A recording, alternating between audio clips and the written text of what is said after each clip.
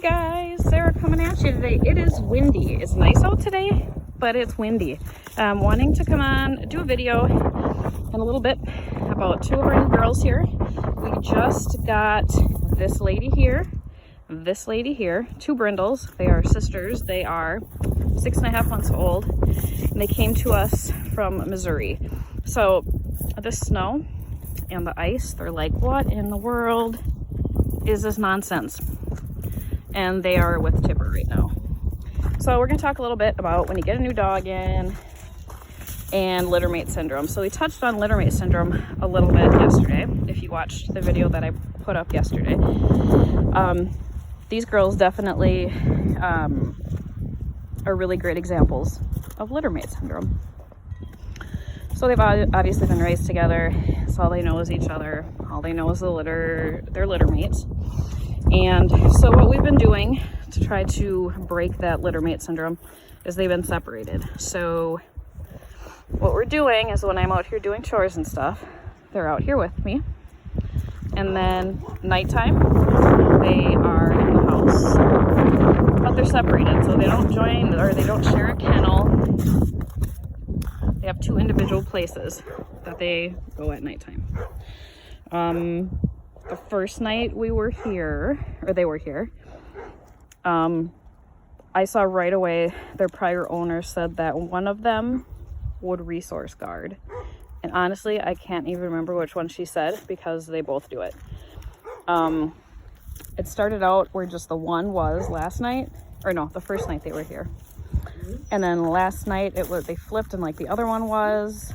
And this morning they were both kind of really growly and sassy with each other. So yeah, so we are really eliminating time that they're together, and it really helps a lot. So let me see, the gal here in the blue collar, her name is Hárika, and the lady in the red collar's name is Bahár. So Bahár means flower in Turkish, and Hárika means wonderful, wonderfully made. They're gorgeous dogs. They're absolutely beautiful dogs. Very happy with them as far as that goes. So why are they on a leash right now?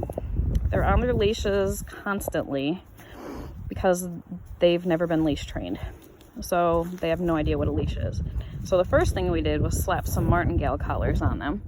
If you're not familiar with a martingale collar, any breed of dog who has smaller heads and big necks, martingale collars are going to save your life, because if you have a dog like this who is not familiar with a leash, one of the first things they're going to try to do is back up to get away from you. And when they scooch back, they can just slip their collars. Our house dog Jackson is like an English wolfhound something mix, but he also has a big neck and a little tiny head, so he can do it too if he just doesn't want to go somewhere. Come here, Tipper. I want to use you as an example. So Tipper, you can tell she's got a fat neck and a little head. So a martingale collar is just your normal collar, but it has this, and that's what you would tie a tether or a leash to. And so when I let go of it, it releases, and then if she pulls or wants to get stupid, it tightens up. Good girl. So it loosens and tightens, almost like a choke collar would, right? So it's giving you a little extra protection if they try to get like, I'm gonna back up really quick and slip it. They can't. So when we got these gals, they were in a traditional collar. As soon as we put these leashes on, they were like, I'm outie, and they slipped and collars go, and that's horrible when you have a new dog that's nervous. And these gals are very, very nervous. So all they've really known is home. You know, they really, I don't think, from what I've been told, been out of that environment very much. So they've gotten a lot better even the 48 hours. The first 24 hours were really rough. There was like shaking, and I'm terribly nervous, and oh my goodness, and I felt pretty bad for them. But much better even today. Better on leashes already. Better on stairs, going up and down stairs already today. They're better. They're already, we're working on here, of course. And while on a leash, that's very helpful. You are just jealous, huh? And they've worked with Tipper here. They worked with our OG original girl, Athena. And Athena, if you've been following us along, you know that Athena is a very dominant female. We have to watch who we put in with her. But these gals she sees as a puppy yet. They're still fairly small. So she's just mothering them and mentoring them, and it's fantastic. And yesterday we had one of them in with Yusuf, our 1-year-old male. And he's just a big puppy too, so he's just like, hey, let's play. One really great thing with them, because they do resource guard, is feeding them out here. So this morning, let's see, I think it was Bahar has been out with Tipper all day. This is the first time we've been together today, the two sisters. So she got to eat with Tipper today, and it's nice with the resource guarding. They can see another dog that is not a resource guarder and has never been a resource guarder, and she can see, the new dog can see that, hey, okay, I don't have to act like an idiot here. The food is staying, the food isn't leaving me, so I can chill out and just eat food nicely, and I don't have to act a fool. Okay, this is good. So a lot of people with resource guarding and aka food aggression, but you can have it with anything, food, a toy, anything that they think a high value item. People a lot of times think that it stems from a place of anger. So I hate the word food aggression, because it's not really, it doesn't come from a place of being angry. It actually comes from a place of insecurity. So food aggression is natural to an extent. I mean, it's unavoidable. You're going to have a litter, and it starts while they're in utero. And then when they come out, it's instilled instantly, fighting over nipple placement and who gets to eat and where and when and all that stuff. So it's actually more like, usually it's somebody that feels inferior or insecure. So it's like, I have to bluff. I have to look big and angry and scary. And you can't take this, it's mine. And it actually is because in the back of my head, I'm afraid I might never get it again. So even in the house, when we have their food down, if one of the sisters goes by and tries to get growly with their sister, it's just a constant, you're fine. You're okay. We're not doing that here. That's unacceptable. But you're okay. You're okay. We don't yell, we don't scream, we don't holler. We'll say, leave it or stop it. And then they do right away, because they're being really good about it. But then they're reassured, it's okay. The food isn't going anywhere. The food is always here. You'll never be hungry. You'll never have to fight for food here. So here they both go over to the food dish. We'll see how this goes. I heard a growl, but I don't know who it was from. And Tipper's looking at him like, what the heck are you doing? Why are you growling? You morons. Ladies, we're not going to do that. We're going to leave it. Good girls. All right, that's good. There you go. Good girls. That's a huge step. That would not have happened even this morning. Even little baby steps. As long as you're continuing to go in the right direction. Is that, yeah, that bowl's empty. All right. Oh, good girl. Oh, Bahar. I'm going to give a little bit of this to your sister, okay? Here, Hárika. There you go. And then you can have this one back. Good girl. So, yeah. See, it's just a calm, relaxed environment. I'm not going in there nervous. I'm not going in there fearful. I'm not thinking in the back of my head, oh my gosh, what if I get bit? Because I know they're not going to bite me. They would have done it already. They would have done it 2 days ago when they were really on edge and nervous. So yeah, just laid back, chill. You're fine. We don't have to fight for our food here. It ain't going anywhere. And I think I had a squirrel off track moment, but the leashes. Leashes are left on whenever we have a dog that's not leash trained. And the reason we do that is to just get them used to the pull of the lead.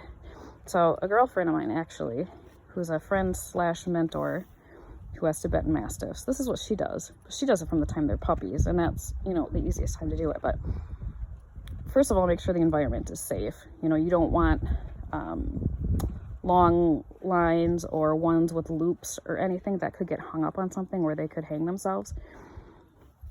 But they're long enough, and they're out, and they're running, and they're playing, and they're walking around, and as soon as they step on it, they're going to feel that tug on their neck, and they don't freak out. Because if you know Anatolians, they like to overreact, and they're drama queens, and usually when they feel that tug, they're like, ah, and they'll scream and throw themselves on the ground, and it's like, oh my gosh, the sky is falling.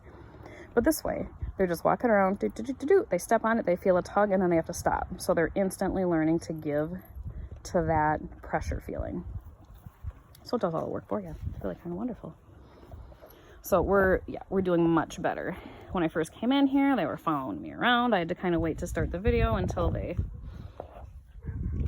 like backed off me a little.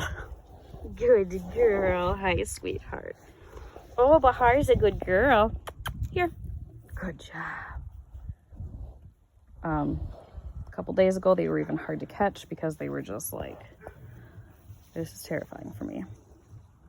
Good girls. Very good. So yeah. And Tipper's doing great. Tipper's a great mentor too. She's laid back, she's chill, she's being good. Okay, so you'll see like how fat her neck is and how tiny her little head is. That's why martingales are nice. Yeah. Yes, ma'am. Good girl. Oh, good here, Bahár. Good girl. Good here. Good girl. And she slept in bed with me last night, so we talk about how it's important to bond to the shepherd, to bond to their people. That was like 8 hours of bonding we got in, and it was great.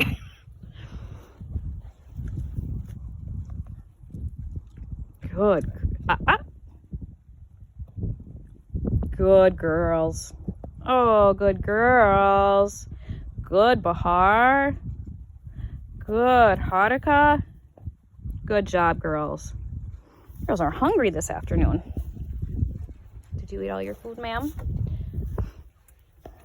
So yeah, that's what we do. So if you would have asked me even like 36 hours ago how it was going, I would have very frustratedly said, oh, they're so nervous and I'm so worried about them. Because I always feel like it should be instant. And then it is almost instant. It just doesn't feel like it. But they're doing fantastic. Fantastic. Couldn't be happier. And they're just beautiful, beautiful girls. If you've been following with us, you know that we just lost our brindle female, Giselle. And so I saw them and I was like, oh my goodness. Good girl. Oh, Bahár is so good. She's just so good. Good girl. We're not doing that, ladies. We're not doing that today. Thank you. I'll bring out more food. It's not going anywhere, okay? All right, so I guess I'm gonna go and get some more food here because the ladies are starving. And Tipper's being very good. She's just hanging back and being like, y'all are crazy. You can't sit and grumble about your food. So yeah, these are our new girls. Like I said, just wanted to introduce you, kind of give you a little briefing about how we do things and why we do things the way we do. And we'll come at you with more updates and all that happy stuff too as we go along here. Thanks for watching, guys.